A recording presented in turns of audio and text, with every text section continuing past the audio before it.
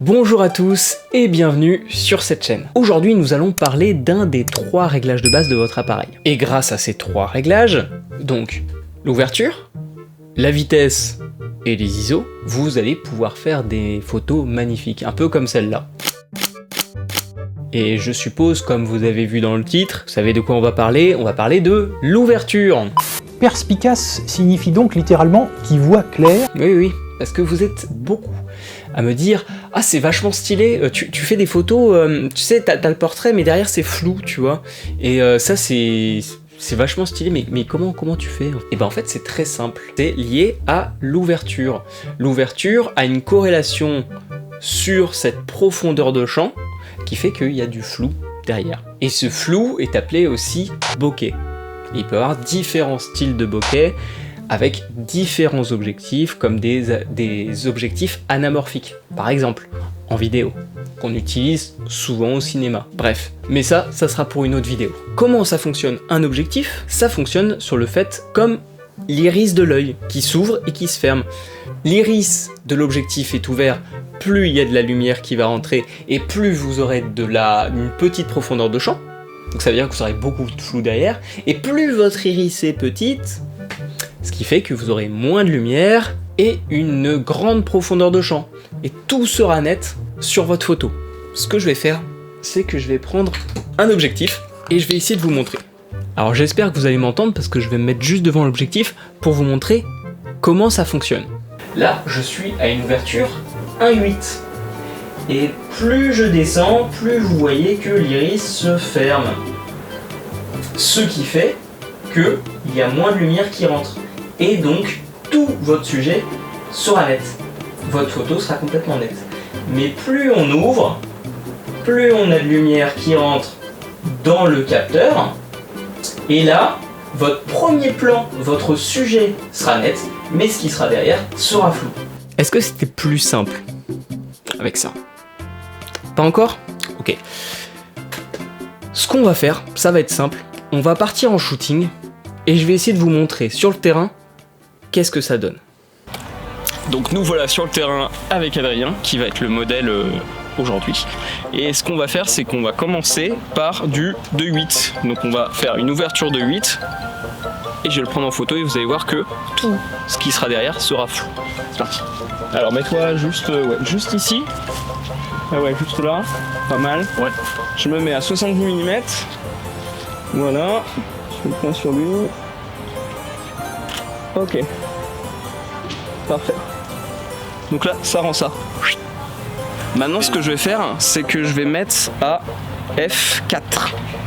Ok, donc F4, comme je vais être à F4, il faut que j'ai plus de lumière. Donc là, j'étais à 320 ISO. Maintenant, je vais passer à 1000 ISO. Bonjour. Bonjour. Je vais juste voir ce que ça donne, 1000 ISO. Ouais, là, c'est pas mal. Ok, là, je suis à 1000 ISO. 70 mm. Voilà. Ok. Maintenant, ce qu'on va faire, on va se mettre à F8. Donc F8. Et là, je vais devoir me mettre F8. Ah. Comment? Là, je suis à 2000 ISO. Donc à chaque fois que je suis obligé de descendre mon diaph, je remonte à chaque fois mes ISO. Ou ma vitesse. Mais là, ma vitesse, je ne vais pas trop la bouger parce que je suis à 70 mm. Donc 70 mm, je me mets à 160. Parce que faut doubler à chaque fois pour être stable. Voilà. Donc là, je suis à 70. Donc je multiplie par 2. 7 et 7, 14. Donc 140. Mais comme 140 en vitesse n'existe pas, je me mets à 160. Donc voilà. Alors, 2000 ISO. Hop. Ok. Et voilà. Et on commence à voir que c'est de plus en plus net derrière lui. Et je continue. Et ce que je vais faire, c'est que je vais me mettre à F14. Et là, F14, hop, je vais devoir me mettre à les ISO. Alors on exagère un peu dans les ISO, hein, c'est pour l'exercice.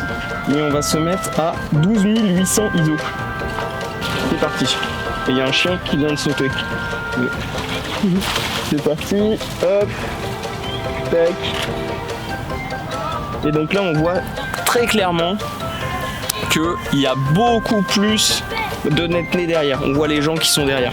Et ce qu'on va faire maintenant, c'est qu'on va se mettre donc le maximum à f32. Donc f32, je vais devoir exagérer complètement mes ISO et me mettre à 40 000 ISO.